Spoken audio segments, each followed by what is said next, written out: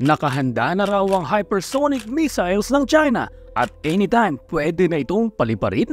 Ano naman kaya ang laban nating mga Pinoy dito? It's time, Solid Archers! Welcome to Watchlight kung saan asintado ang bawat kaalaman. Ayon nga mismo kay Senator Amy Marcos, ang nakatatandang kapatid ni President Bongbong Marcos Jr. ay nakakatakot kung magkakaroon ng digmaan dahil high-tech di umano ang mga kasangkapang pandigmaan ng China. May nakita ako na plano ng China na gagamitin yung hypersonic missile. Hindi naman nila iniisip na lulusob dito sa Pilipinas yung katakot-takot na army nila, mga navy nila. Hindi ganoon. Ang plano, air. At ang plano yung hypersonic missile at nakatakda na yung 25 na target nila. Kitang-kita na. Ayon sa senador, may nakita siyang plano ng China na nakatarget na ang 25 areas. Kung ano-ano man ang mga targeted location na ito ay hindi pinukoy ng senador. Ano nga ba itong hypersonic missiles at paano ito gumagana? Ang hypersonic missiles ay klase ng armas pandigma na nakalalakbay sa bilis ng Mach 5 o 5 beses na mas mabilis sa speed ng sound. Approximately 3,800 miles per hour o 6,200 kilometers per hour. Ang mga missiles na ito ay may dalawang uri. Una, ang Hypersonic Glide Vehicles, ang HGVs. Ito ay nilalaunch mula sa isang rocket bago i-glide sa target. Pangalawa, ang Hypersonic Cruise Missiles, ang HCMs.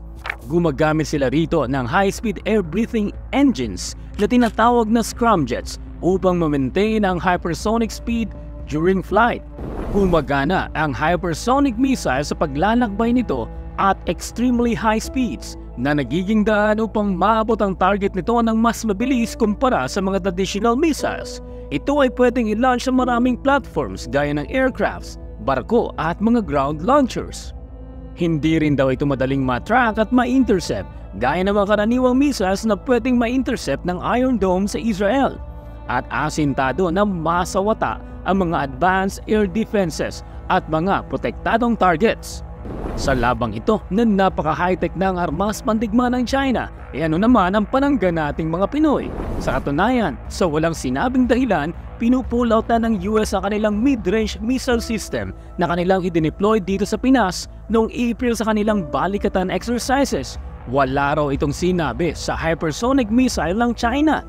Biro nga ng maraming netizens, kung merong hypersonic missiles ang China, aba hindi raw papadaig ang mga Pinoy dahil sa ating aswang sonic boom. Wala raw laban ng pa-high-tech ng China dahil mas mabilis sumulpot ang mga ito, lalo na kung kabilugan ng buwan. Dinadaan na lang natin sa biro ang lahat dahil ang katotohanan, wala tayong laban sa China kung magkataon mang tayo ay kanilang girahin. Matotodas nga tayo pag nagkataon. Anong masasabi mo nito, Solid Archers? I-comment mo lamang sa ibaba ang iyong sagot. Maraming salamat sa panunod. Huwag kalimutang mag-subscribe sa aming channel na Archlight para maging updated ka sa marami pang videos. Kita-kits po muli sa mga susunod na video. Solid Archers, it's time!